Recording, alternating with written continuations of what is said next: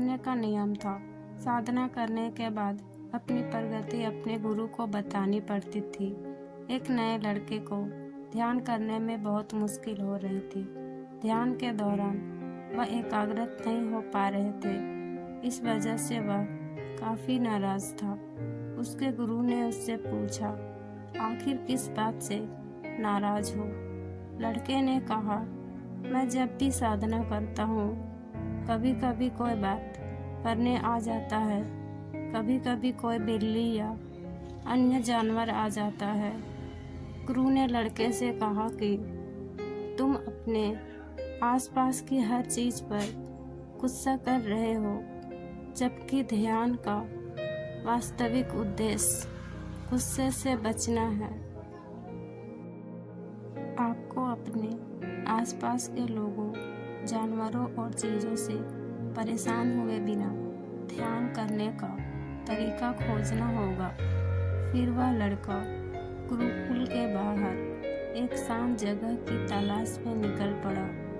उसने एक बहुत ही शांत नदी का किनारा देखा।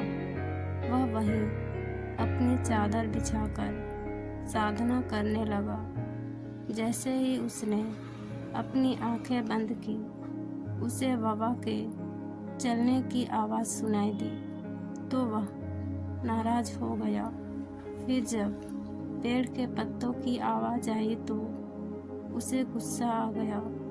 जब भी चिड़ियों की आवाज़ आती तो वह उस पर गुस्सा करने लगता। उसने सोचा कि नदी के तट पर बड़ी अशांति है, क्यों ना मैं नदी के बीच में जाकर साधना करूं।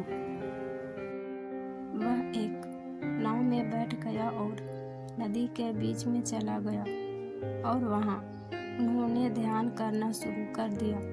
नदी के बीच में ध्यान करते हुए लड़का अच्छा महसूस कर रहा था। फिर वह रोज नाव में बैठकर नदी के बीच में जाकर साधना करने लगा।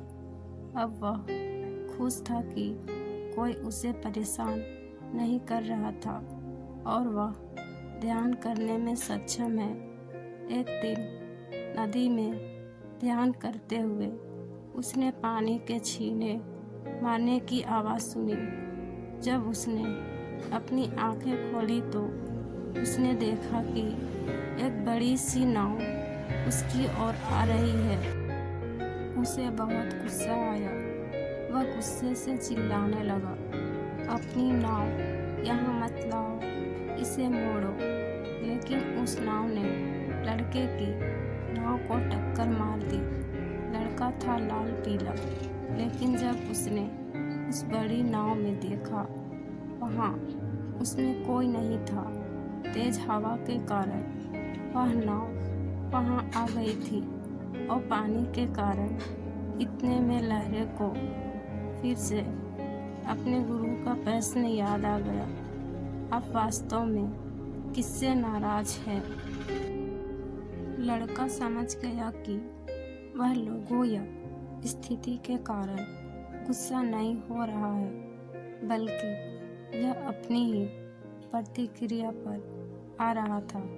इसके बाद लड़का फिर से गुरुकुल के अंदर साधना करने लगा, जहाँ पहले की तरह शोर शराबा होने लगा। लेकिन वह अब उस शोर को एक खाली नाव की तरह समझने लगा था। इस कहानी से सीख मिलती है कि अपनी मर्जी के बिना कोई चीज़ आपको गुस्सा नहीं दिला सकती।